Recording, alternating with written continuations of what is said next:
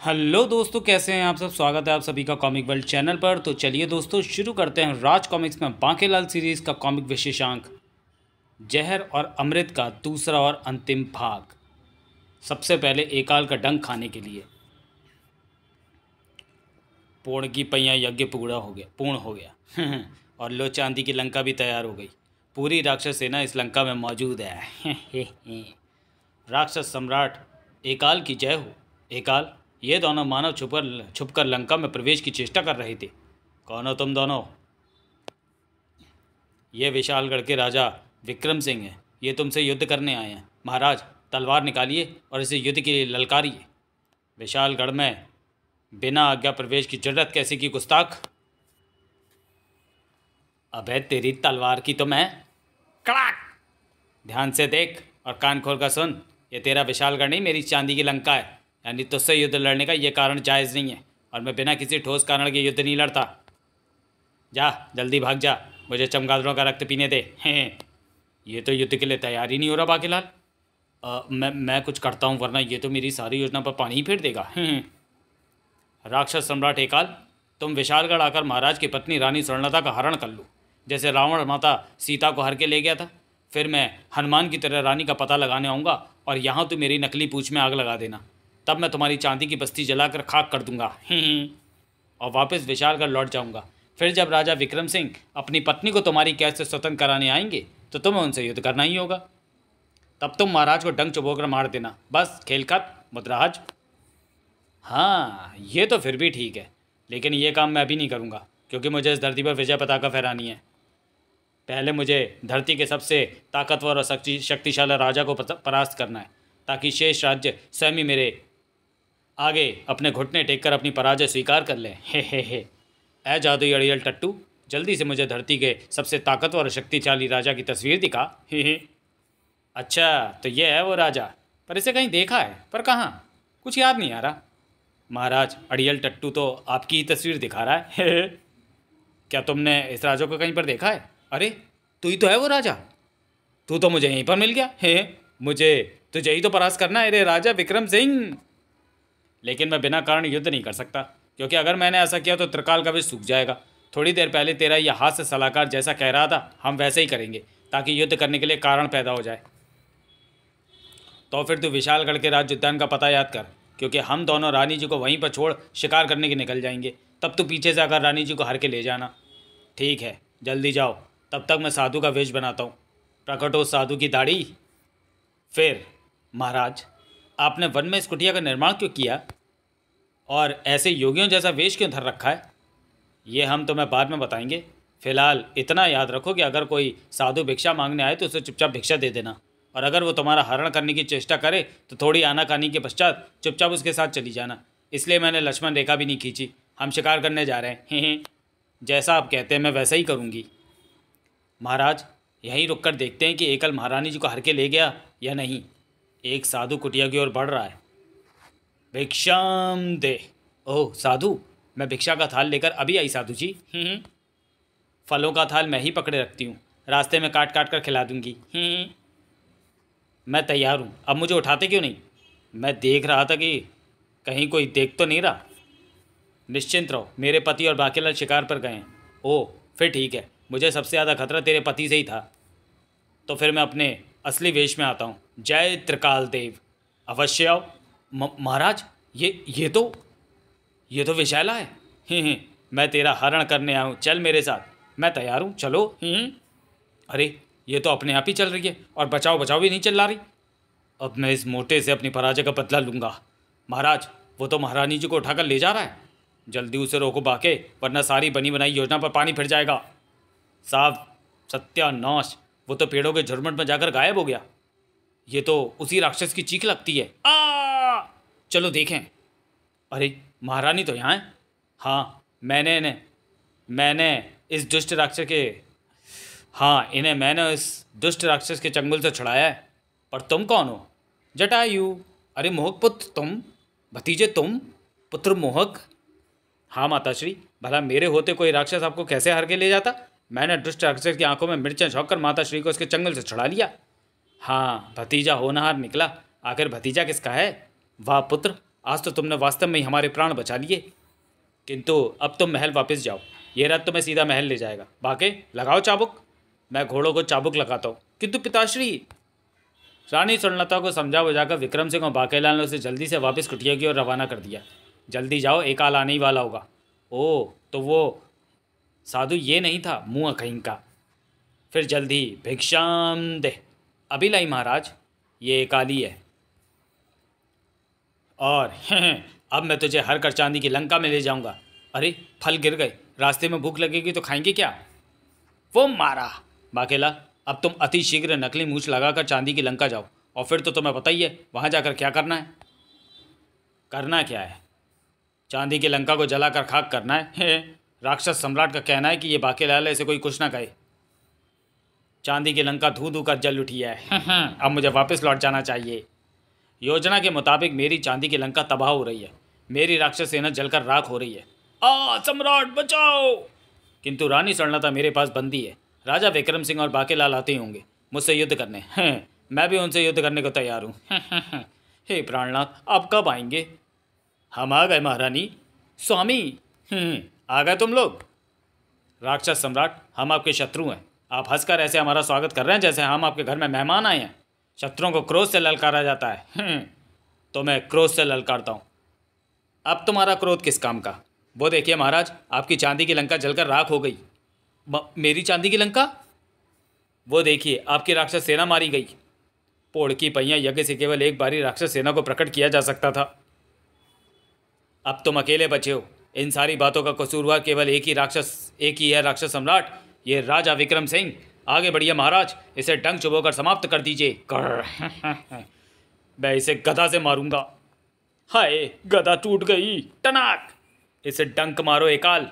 ठीक है बाकेलाल, हाँ मुझे डंक मारो।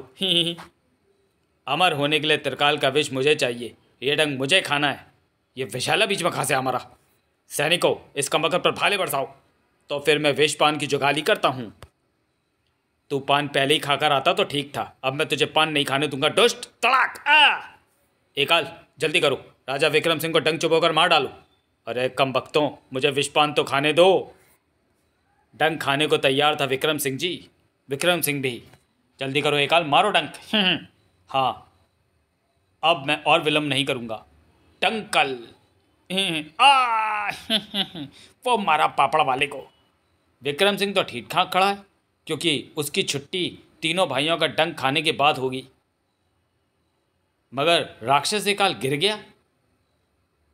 इसे डंक मारकर तो मेरी ही छुट्टी हो गई। रानी, अगर आखिर हमने तुम्हें इस दुष्ट की कैसे छुड़वाई लिया। राक्षस एकाल, तुम्हारी मृत्यु का समाचार तुम्हारे भाइयों को देना आवश्यक है, ताकि वो राक्षसी नियम पूर्वक तुम्हारा अंतिम संस्कार कर दे। मुझे उनका पता बताओ। हाँ, वरना मेरी रूह भटकती रहेगी। विशाला भी अवसर पाकर वहाँ से फरार हो गया था। त्रिकाल का विष पाने की मेरी एक चेष्टा तो व्यर्थी चली गई, किंतु अभी 2 और अवसर मेरे पास बचे। मैं त्रिकाल का विष पाकर ही रहूँगा। इधर बाकेलाल, एकाल का विष तो मेरे शरीर में पहुँच गया, अब 2 काल और त्रिकाल का विष कैसे पहुँचेगा? उसकी फिक्र तो मुझे अधिक है महाराज। मैंने एकाल से 2 काल का पता ले लिया है। 2 काल पाताल में जाने के लिए पतलून यज्ञ कर रहा है। इससे पहले कि उसका यज्ञ पूर्ण हो जाए, मैं राक्षस का वेश धरकर उसके पास पहुंचकर उसे एकाल की मृत्यु का समाचार देता हूँ। अय्यो मोरे पतलून देवा, स्वामी मोरे पतलून देवा, चड्डी के ऊपर पहने नाड़ा कसके बांधे, सर के न कभी देवा, अय्यो मोरे पतलून देवा। राक्षस आज 2 काल गजब हो गया था। मैं आपके भाई एकाल का सैनिक हूँ क्या? पर राक्षस सैनिक तेरे जैसे सूखे सड़े नहीं होते। तू तो राक्षसों के नाम पर कलंक है। मैं समाचार पहुँचाने वाला दूत सैनिक हूँ। आपके भाई एकाल विशालगढ़ के राजा विक्रम सिंह से युद्ध करते समय वीरगति को प्राप्त हो गए। क्या एकाल की अकाल मृत्यु? असंभव। मुझे वहाँ लेकर चलो। मैं राजा विक्रम सिंह को डंक मारकर त्रिकाल के विष से उसे जलाकर भस्मीभूत कर दूंगा। किंतु फिर पतलून यज्ञ क्या क्या होगा? अभी तो मैं उससे छोटी चड्डी यज्ञ कर रहा था। पतलून यज्ञ इसके बाद शुरू होता है, वो मैं वापस आकर कर लूँगा। चलो आओ मेरे बहादुर सिपाहियों। ये तो जल्दी पटाई में आ गया। शीघ्र ही महाराज, वो रहा राजा विक्रम सिंह। राजा विक्रम सिंह, युद्ध के लिए तैयार हो जा। तेरा काल बनकर आया है 2 काल। मैं तो तैयारी हूँ। ठहरो, क्या हुआ? मैं तो इससे युद्ध करूँगा, मगर मेरी सेना किससे लड़ेगी? इन्हें भी तो मैं लड़ने के लिए लाया हूँ। तुम्हारी सेना कहाँ है? पिछली बार मुझे सेना की ज़रूरत नहीं पड़ी थी, इसलिए मैंने उसे वापस भेज दिया है। पर अभी वो अधिक दूर नहीं गई होगी। मैं सीटी मारकर उसे वापस बुला लेता हूँ। लो सेनापति, सेना लेकर आ गया। अब ठीक है। आक्रमण! गंडासा टूट गया। टनाक! इसे डंक मारो दो काल। लेकिन डंक को फंदा डालकर अपनी ओर खींच लिया विशैला ने। ये डंक मैं खाऊंगा। बाके ने भाले से रस्सी का फंदा काट दिया और फिर तू खाएगा मेरी लात, वो भी अपने थोबड़े पर। धाड़! ओह, फिर थोबड़े पर मार दिया। दो काल जल्दी करो, विक्रम सिंह को डंक चुबो दो। त्रिकाल का विष तुझे मारकर जलाकर खाक कर देगा। खचाक! वो मारा। अभी गिरेगा तू, अभी गिरेगा तू। एकाल की तरह क्या ये भी गया काम से? अब इस वेश की आवश्यकता नहीं रही। दूसरा डंक भी हाथ से निकल गया। दो काल के गिरते युद्ध थम गया। मुबारक हो महाराज, दो काल का डंक भी आपको चुभ गया है। किंतु बाकीलाल, अगर यह मर गया तो फिर त्रिकाल का पता कौन बताएगा? त्रिकाल का पता दो काल ही बताएगा महाराज, जिसकी आंखें बंद हो चुकी हैं। अकस्माती मेरी मृत्यु क्यों आ गई? अब पतलून यज्ञ कौन पूरा करेगा? पतलून यज्ञ तुम्हारा तीसरा भाई त्रिकाल पूरा करेगा, किंतु तुम्हारी मृत्यु का प्रतिशोध लेने के बाद मुझे बताओ कि इस वक्त वो मुझे कहाँ पर मिलेगा?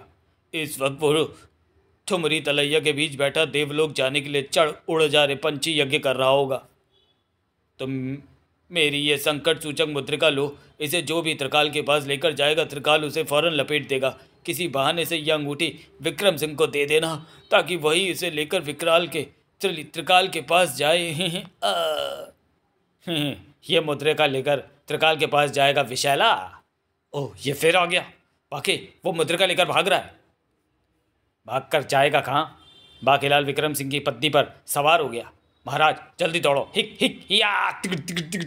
अरे महाराज तो घोड़े से भी तेज भाग रहे हैं। त्रिकाल के पास सबसे पहले पहुंचा विशैला। त्रिकाल, ये लो तुम्हारे भाई दोकाल की मुद्रिका। मेरे भाई दोकाल की संकट सूचक मुद्रिका? त्रिकाल ने एक क्षण की भी देर न की और डंक का प्रहार विशैला पर कर दिया। यह मुद्रिका लाने वाले को मैं दूंगा भयानक मृत्यु।